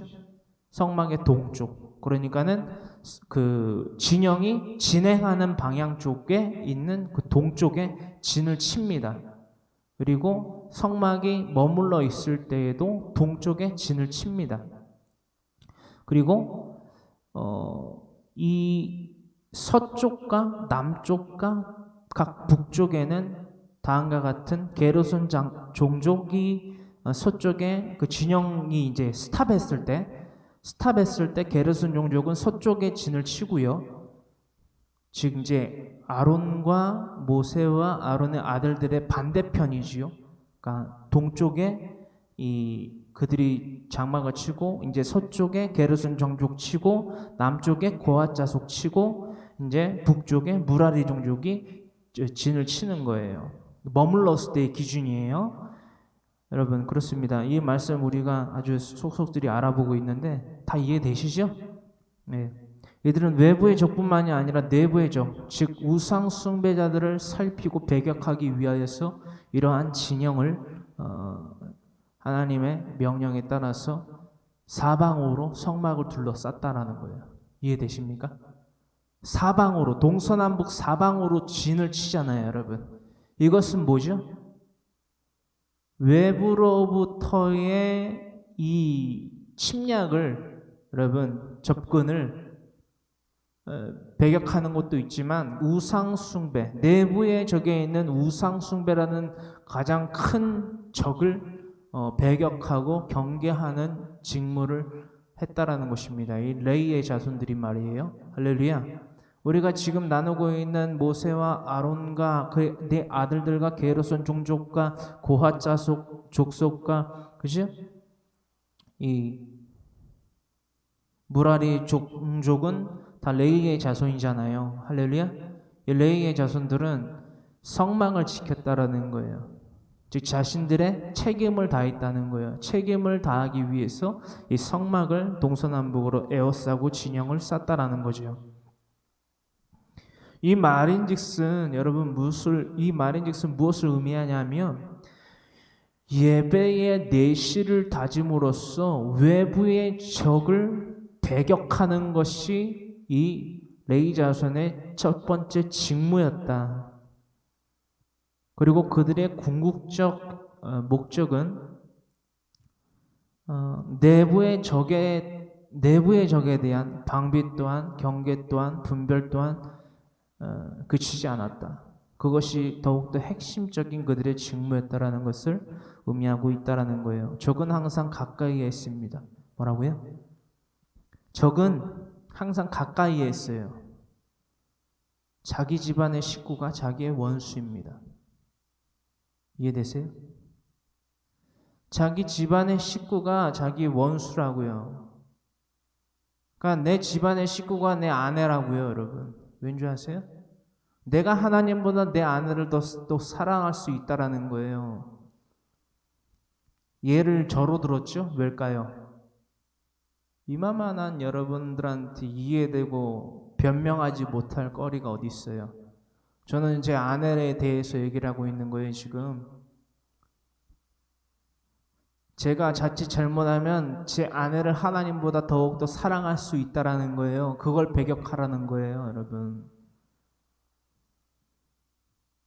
어떤 말씀인지 이해되시죠? 이거를 못하시면 안 돼요. 그게 곧 죄가 돼서 곧 멸망을 난다는 것입니다. 여러분들 어떠세요? 이 질문에 대해서 나는 그렇게 살지 않겠습니다. 나는 그렇게 살고 있지 않습니다라고 대답하실 수 있는 분 몇이나 있을까요? 내 양심에다가 손을 얹고 한번 대답해 보세요. 나는 과연 내 부모를, 내 남편을, 내 아내를, 내 자녀들을, 내 손주를, 손녀를, 내 지성과 감정과 의지를 하나님보다 더욱더 사랑하는 자는 아닌지 날마다 물으셔야 돼요. 날마다 우리들의 삶 가운데에서 이 질문이 계속해서 맴돌아야 돼요. 매 순간순간.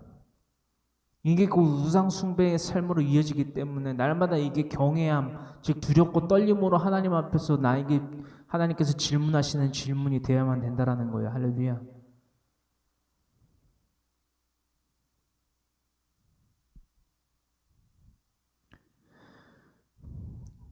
그러니까 이 말씀들 우리가 민수기서 3장 23절, 29절, 35절의 말씀을 나눠볼 때에 게르손과 무라리 종족은 성막을, 그죠? 고핫 종족은 성물을 메고 행진하면서 및 함께 성막을 세웠다라는 것을 우리는 나눠보게 됩니다. 민수기서 10장 17절과 21절의 말씀에는 또한 이렇게 기록이 되어 있어요. 민수기서 10장 17절과 21절 함께 합독합니다. 이것은 게르손 무라리 종족은 성막을 그리고 고핫이는 성물을 메고 행진 및 함께 성막을 세웠다. 그러니까 성막과 성물에 대한 개념 여러분 다 이해되시죠? 성막은 뭐예요, 여러분? 성막 덮개, 그렇죠? 몇 겹으로 돼 있죠? 네? 네 겹. 네 겹으로 되어 있는 성막을 기준으로 성막 덮개가 네 개가 겹쳐져서 하나의 성막을 이루는 거잖아요. 기본적인. 그리고 그 안에 있는 모든 성막의 기물들이, 그리고 또한 그 성막 안에 있는 일곱 금촛대와 떡상과 이런 것들이, 그렇죠? 금 향단과 이것들이 성물이 되겠지요. 할렐루야. 또한 물두멍과 번제단, 그렇죠? 그것들이 이 성물이 되겠지요. 이것들을 메고 어떻게 그들이 자신들의 직무를 감당했는지 17절과 21절의 말씀 민수기서 함께 합독합니다. 17절, 이에 성막을 거두며 게르손 자손과 무라리 자손이 성막을 메고 출발하였으며, 21절, 고아디는 성물을 메고 행진하였고 그들이 이르기 전에 성막을 세웠으며. 아멘. 어떤 말씀인지 아시겠죠? 이동할 때에 이들이 이러한 직무들을 다 했다는 것입니다. 민수기서 2장 18절로부터 24절 함께 합독합니다. 서쪽에는 에브라임의 군대의 진영의 군기가 있을 것이라. 에브라임 자손의 지휘관은 암미호스의 아들 엘리사마요, 그의 군대로 계수된 자가 45,000명이며 그 곁에는 므낫세 지파가 있을 것이라. 므낫세 자손의 지휘관은 부다솔의 아들 가말리엘이요, 그의 군대로 계수된 자가 32,100명이며 2,200명이며 또 베냐민 지파라. 베냐민 자손의 지휘관은 기드온의 아들 아비단이요, 그의 군대로 계수된 자가 35,400명이니 에브라임 진영에 속하여 계수된 군인의 총계는 108,100명이라. 그들은 이제 3대로 행진할지니라. 아멘. 25절로부터 31절의 말씀 함께 합독합니다. 이것은 후방대예요. 후방대에 대한 기록이지요. 북쪽에는 단 군대 진영의 군기가 있을 것이라. 단 자손의 지휘관은 암미사대의 아들 아히에셀이요, 그의 군대로 계수된 자가 62,700명이며 그 곁에 진칠자는 아셀 지파라. 아셀 자손의 지휘관은 오그란의 아들 바게일이요, 그의 군대로 계수된 자가 41,500명이며 또 납달리 지파라. 납달리 자손의 지휘관은 에난의 아들 아히라요, 그의 군대로 계수된 자가 53,400명이니 단의 진영에 속하여 계수함을 받은 군인의 총계는 157,600명이라. 그들은 길을 따라 후대로 행진할지니라 하시니라. 이스라엘 여러분, 이스라엘 백성의 진영은 다음과 같이 최종적으로 완성됩니다. 이스라엘 백성의 진영은요, 다음과 같이 최종적으로 완성되어집니다. 이것은 스탑해 있을 때 진영을 즉 성막을 세우고 나서 이들이 완성한 그 성막 구도예요. 성막 진영도. 여러분들 이렇게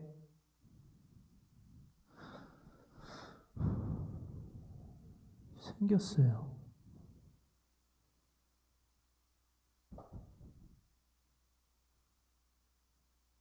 잠깐만요. 이거 제가 지워드릴게요. 이거를. 보이시죠? 여기 왼쪽에 동서남북 보이시죠? 동서남북의 표가 보이시죠? 그러면은 유다 지파, 이사갈 지파, 스불론 지파가 진영하는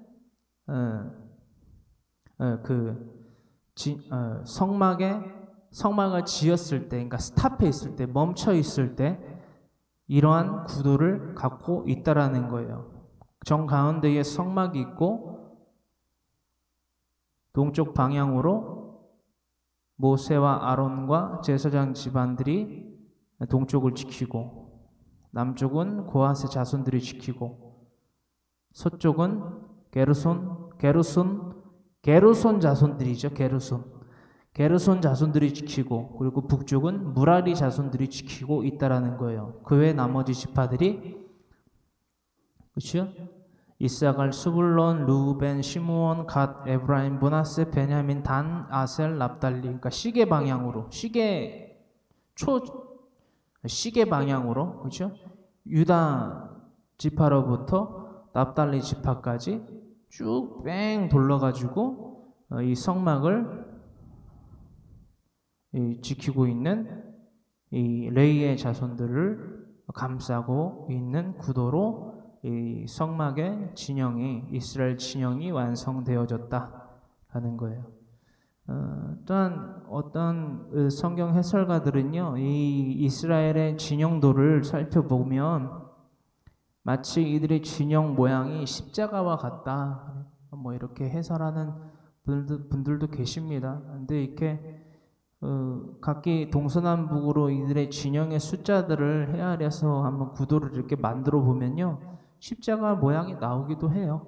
네, 십자가 모양이 나오기도 하고, 뭐 또 아니라고 하면 아닐 수도 있고 하는 거기 때문에 여러분들이 그냥 여러 방면으로 제가 소스를 많이 드리려고 하고 있기 때문에 뭐 이단이 아닌 이상, 그래서 이 유다 지파 74,600명으로부터 납달리 지파 53,400명까지 해서 동서남북을 모두 이들의 지파의 이 계수된 자들의 수로서 모양을 만들어 보면 십자가 모양이 나오기도 합니다.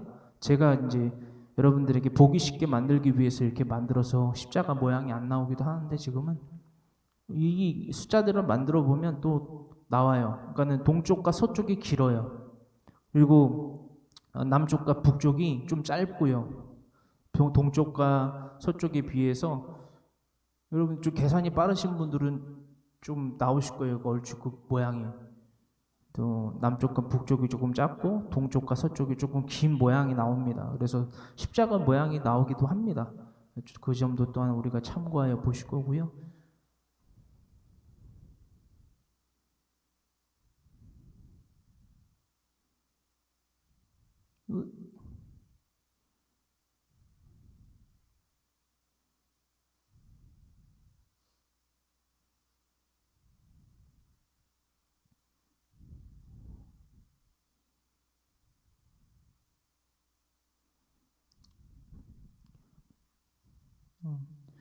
이 부분들은 우리가 지금 31절까지 나눴던 부분 가운데에서 진영이 멈춰 있을 때의 자료 화면이에요, 여러분. 참고하시고요.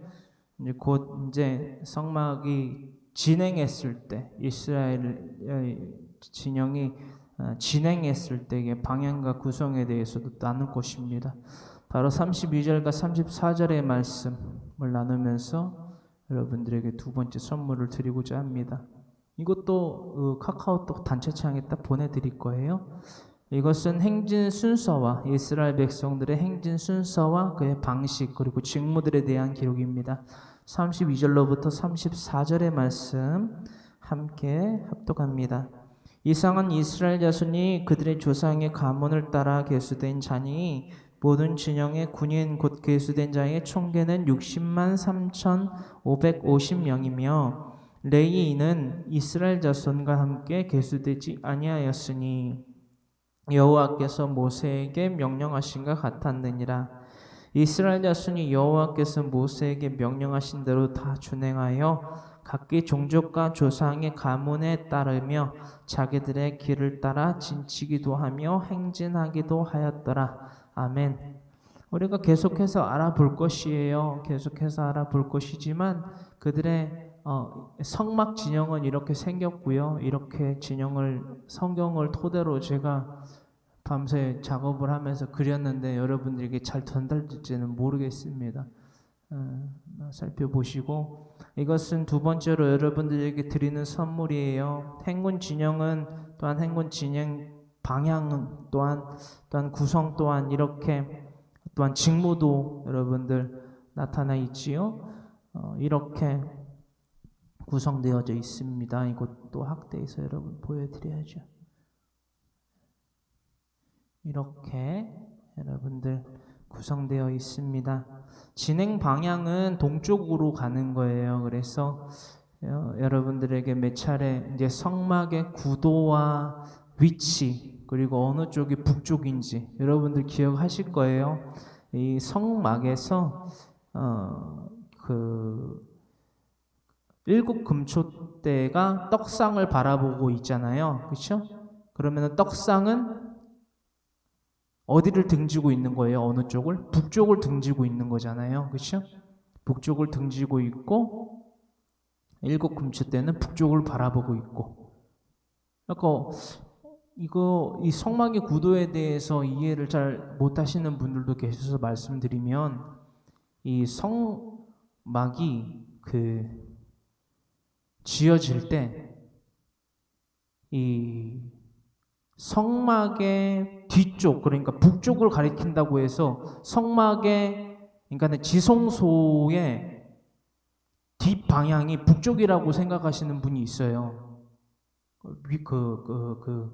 동서남북상. 근데 그 말이 아니다라는 것. 그러니까는 일곱 금초대가 북쪽을 향해 바라보고 있고 진설병상이 북쪽을 등지고 있는 거죠. 그러니까는 남쪽을 바라보고 있는 거죠. 어떤 말씀인지 아시겠죠? 그거를 여러분들 참고하시면서 이 부분을 봐야 돼요. 그러니까 성막이 멈춰 있을 때, 그렇죠? 어떤 말씀인지 아시겠죠? 그리고 이동을 할 때는 언약궤가 맨 앞에 레이의 자손들의 가운데에 손에 이끌려서 진행을 가장 앞에서 하고 그 뒤가 유다, 이사갈, 수불론. 그러니까는 시내 광야에서 여러분들 가나안 땅 쪽으로 이동을 하는 거잖아요. 그 이제 구도를 그리셔야겠죠? 이제 우리 지금 강해 설교를 통해서 다 나눴으니까 이해하실 거예요. 어떤 말씀인지. 그래서 동쪽으로 이동을 하는 경로이기 때문에 유다 지파가 가장 앞에 있지만 가장 위에서 진영을 한다. 동쪽으로 향해야 되니까 어떤 말씀인지 아시겠죠? 그래서 그 다음에 이사갈, 수불론 그리고 그 뒤에는 게르손과 무라리 자손들. 여긴 또 제가 게르손이라고 썼네요. 게르솜이 아니라 게르손이죠. 3장에도 기록되어 있는 대로 2장과 게르손 종족과 무라리 종족이 성막을 메고 이동을 해요.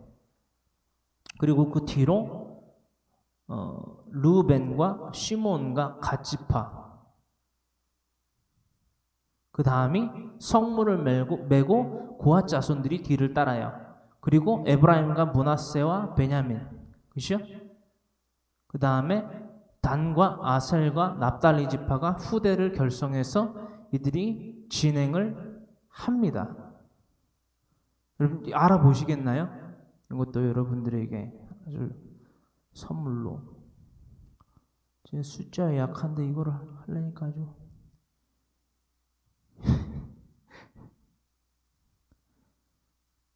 참 근데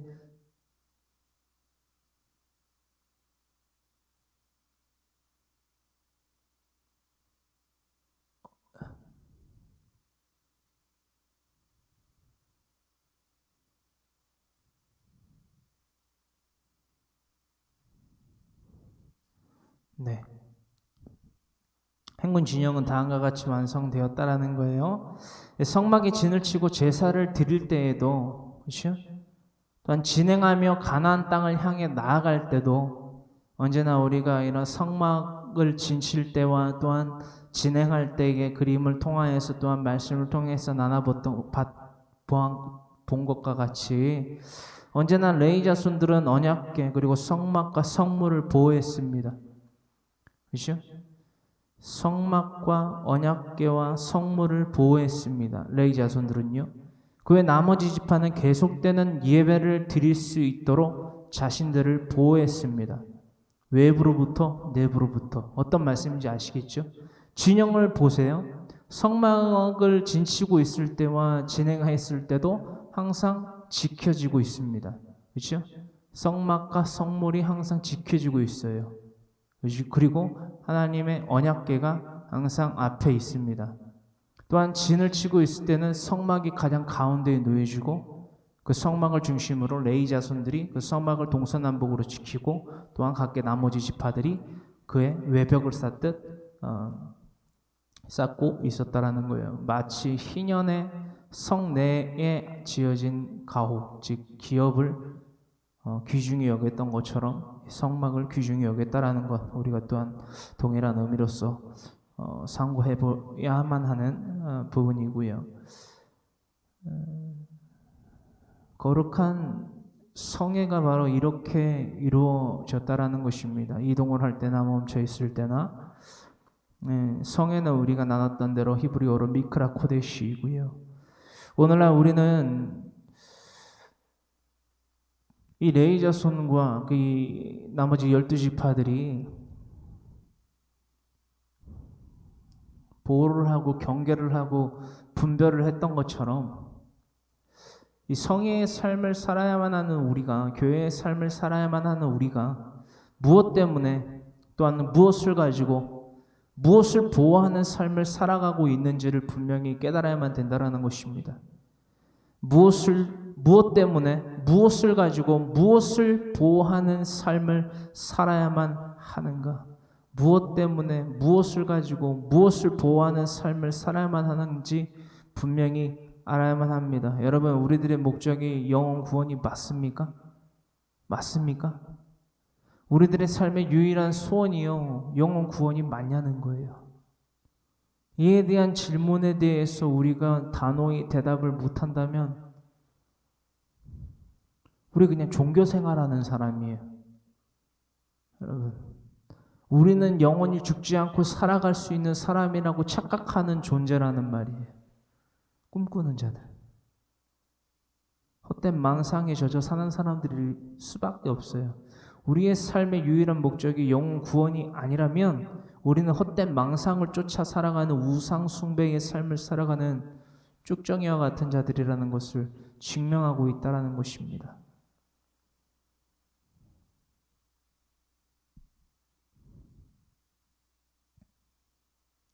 우리의 목적이 구원이 맞다면, 진짜 정말 그렇다면 성경 66권을 가지고 하나님의 말씀을 가지고 자신의 영혼을 보호하십시오. 자신의 영혼을 보호하세요. 정말 여러분들의 가족들을 사랑한다면 그 하나님의 말씀을 통하여서 가르쳐 지켜 행하게 함으로써 그들의 육과 영을 지켜주세요. 그게 진짜 사랑이에요. 그게 진정한 사랑이고 그것이 유일한 사랑입니다. 디모데후서 3장 14절로부터 17절의 말씀입니다. 우리 다 같이 디모데후선이라고 제가 썼네요. 디모데후선이 아니고요. 후선은 뭐예요? 디모데후서 3장 14절로부터 17절의 말씀 함께 합독합니다. 그러나 너는 배우고 확실한 일에 거하라. 청년 디모데에게 사도 바울이 권면하는 거지요. 너는 네가 누구에게서 배운 것을 알며 또 어려서부터 성경을 알았나니 성경은 능히 너로 하여금 그리스도 예수 안에 있는 믿음으로 말미암아 구원에 이르는 지혜가 있게 하느니라. 성경은 뭐에 이르는 지혜가 있게 한다고요? 구원. 뭐가요? 성경이. 근데 우리는 오늘날 우리들의 삶 가운데서 성경 읽습니까? 아니, 무슨 말인지 깨닫는 것이 중요하지만 우선 읽어야 될 거 아니에요, 그죠? 읽습니까, 성경? quiet time, 큐티 한다라고 하면서 큐티는요, 성경을 읽고 나서 하는 거고요, 여러분. 간식을 먹듯 본식이 아니라 큐티는요, 간식이에요. 간식. 먹어도 그만, 안 먹어도 그만인 것. 또 때로는요, 간식이요, 몸의 건강에 해로운 간식도 아주 많습니다. 여러분, 저도 참 quiet time 여러 가지 큐티 책이 있잖아요. 큐티 책으로도 큐티를 많이 했던 사람이에요. 근데 남는 것도 없고요. 나의 지성과 감정과 의지대로 이것을 판단하고 섭취하려 하는 그런 아주 리스크들이 큽니다. 똑같은 하나님의 말씀인데도 그것을 적용하고 해설함에 있어서 앞뒤 문맥을 모르고 그냥 오늘의 큐티 이래가지고 읽고 그것을 묵상하다 보니까 오히려 감이 되더라고요. 좋은 면이. 그래서 어느 순간부터 큐티 책으로 하는 큐티를 안 한 지가 저는 상당히 오래됐습니다. 네. 그러니까 성경 66권을 통해서 가르쳐 지켜 행하게 해야 돼요. 하는 게 좋습니다가 아니라요. 해야 돼요. 직무예요, 그건. 16절. 모든 성경은 하나님의 감동으로 된 것으로 교훈과 책망과 바르게 함과 의로 교육하기에 유익하니 이는 하나님의 사람으로 온전하게 하며 모든 선한 일을 행할 능력을 갖추게 하려 함이라. 하나님의 감동으로 된 교훈과 책망과 바르게 함과 의로 교육하기에 유익한 이 성경이요, 여러분들의 삶 가운데에서 여러분 지침이 되지 않고 절대적인 해결책이 되지 않으면 여러분 우리가 살아갈 수 있는 방법과 방도가 어디서 나온다는 말입니까? 우리의 지성과 감정과 의지에서? 아니면 주여 주여 부르짖으면서 눈물 흘리는 기도에서? 하나님이 누군지도 모르는데 여러분 울부짖고 하나님 부르짖는다고 그 기도가 하나님께 상달이 됩니까? 여러분 되겠습니까?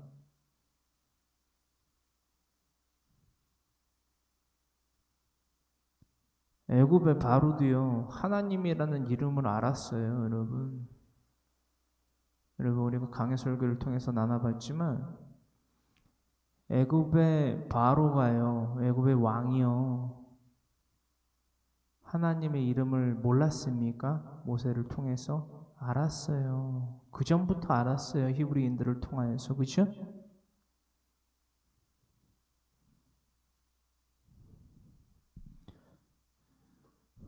계속되는 재앙을 견디지 못하니까는 모세에게 뭐라고 그랬어요? 너희 하나님에게 아는 거예요. 하나님한테 부탁해 하고 이 재앙 좀 멈추게 해줘. 하나님 능력 몰랐어요? 알았어요, 여러분. 자신이 나일강의 하피로부터 수많은 신들을 우상을 숭배하는 그 삶을 살아가던 애굽뿐만이 아니라 바로의 궁정의 신하들, 그죠? 그 모든 이들이 하나님을 몰랐나요? 알았어요, 여러분.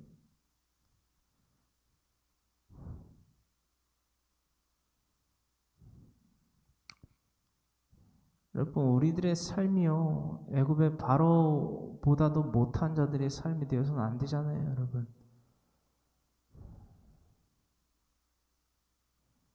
여러분 이 성막의 진행도와 여러분 이 성막이 멈췄을 때의 각기 군영의 진영들을 한번 살펴보세요, 여러분. 하나로 연결이 되고요, 그렇죠? 하나로 완성이 되고요. 그래서 제가 지금 넘겨드리면서 보이고 있죠? 하나로 연결이 되고 하나로 완성이 되는 거예요, 여러분. 그 누구도 중요하지 않은 것이 없어요. 동서남북 어디로 어떻게 외부의 적이 침입해 올지 몰라요, 여러분 지금 이 두 개의 표를 제가 만들어서 보여드리는데 이 가운데에 빠져있는 자들이 있어요. 누구죠? 누구죠?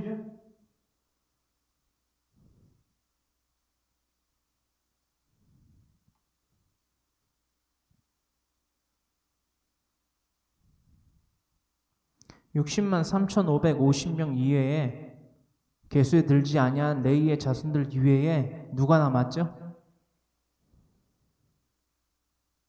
이방 거류민들. 저는요 그 이방 거류민들이 바로 저 여러분들이 되지 않기를 간절히 소망해요, 여러분.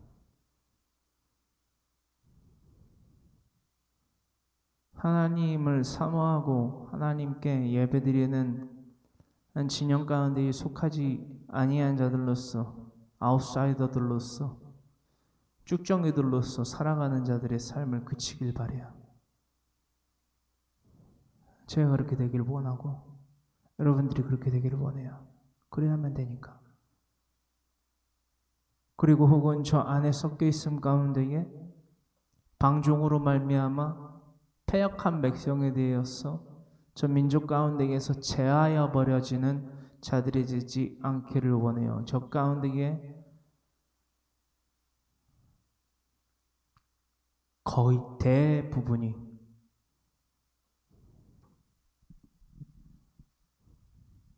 진멸을 당합니다. 그죠? 장자라고 일컬음받고 출애굽을 감행하게 하시고 이끌어내신 그들의 대부분이 죽임을 당해요. 어디에서? 광야에서. 여러분, 광야에서, 즉 길 가운데에서 죽임을 당한다는 거예요.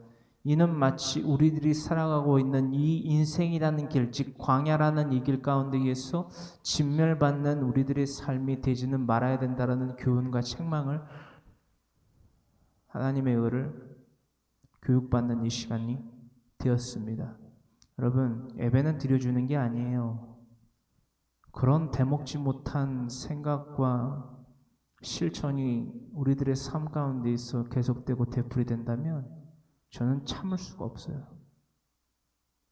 제 자신에게조차도 그 부분에 대해서만큼은 참을 수가 없어요.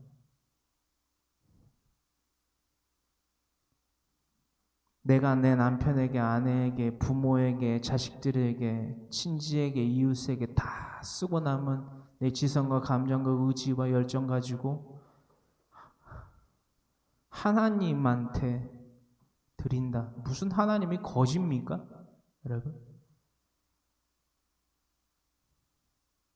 그런 배은 망덕한 인간의 도리가 뭔지도 모르는 행태들이 제 눈에 보이면 저는 가만 못 있습니다. 여러분. 제 자신한테도 마찬가지고요.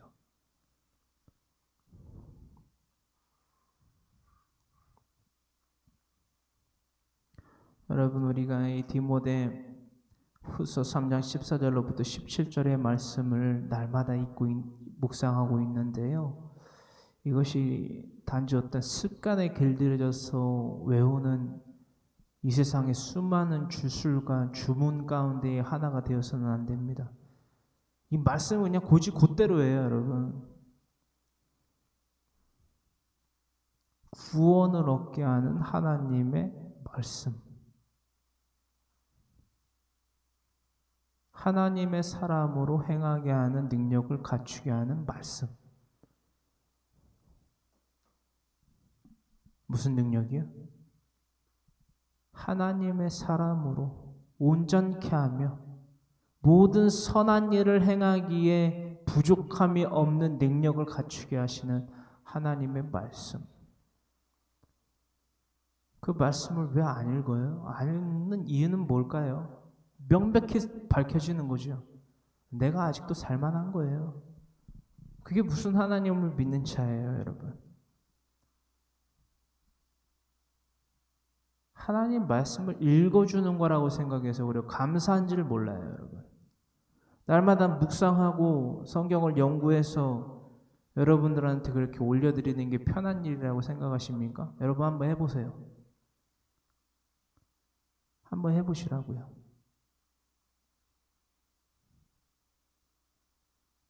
감사한 걸 모르는 거예요. 인간 대 인간으로서 보더라도 감사라는 걸 모르는 거예요. 그러니까 날마다 핑계예요. 내가 오늘 뭐 했고, 내가 오늘 뭐 했고. 저는 그 핑계 못 댑니까, 여러분? 오늘 내가 뭐 했고, 이걸 시작할 때부터 이미 대화는 끝난 거예요. 왜? 당신이 누가 지은 존재인지를 아직도 당신은 모르는 거다.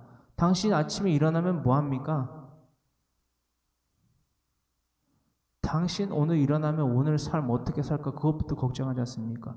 그 걱정의 해결책이신 하나님을 안 붙잡고 그 삶의 해결책이신 유일한 해결책이신 하나님을 안 붙잡고 당신은 당신의 지성대로 감정대로 의지대로 어떻게 살아갈지 궁리하지 않습니까?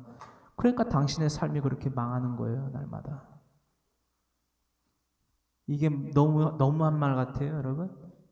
이거는 핵심이에요. 뼈를 찌르는 말입니다, 여러분.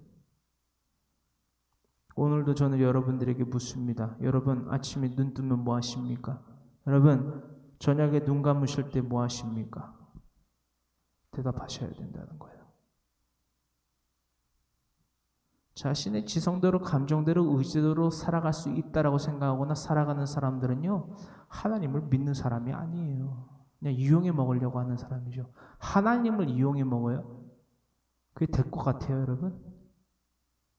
자신이 지혜롭다라고 말하는, 생각하는, 행동하는 그 패망으로 치닫는 그 삶과 함께 그 사람의 영혼은 날마다 패망의 길로 내닫게 되는 거예요. 하나님이 없이는 아무것도 할 수 없는 존재가 바로 인간이라는 존재예요. 이 땅 가운데 수많은 이들이 그러고 사는데 그 가운데 한 사람으로 자신도 살아요? 근데 하나님 믿는다고 해요? 이게 무슨 말도 안 되는 어불성설입니까? 우리는 그런 미련한 자들, 멸망할 자들이 되지 않기를 간절히 소망하면서 날마다 하나님의 말씀 성경 66권에 의거하여서 날마다 그 말씀을 가르쳐 지켜 행하게 함으로써 날마다 레위 자손에게 더해 주신 그 책임, 그 직무와 같이 각기 그 12지파에게 내려주신 그 직무와 직책과 그 책임과 같이 날마다 내부로부터의 적, 또한 외부로부터의 적으로부터 그 우상 숭배의 적으로부터 날마다 승리하는 하나님의 말씀의 사람들 되게 하여 주시옵소서라고 거룩하신 우리 구주 예수 그리스도 이름 세 번 부르짖고 간절히 기도드리길 원합니다. 주여 주여 주여 살아 역사하신 주님 고맙고 감사합니다. 날마다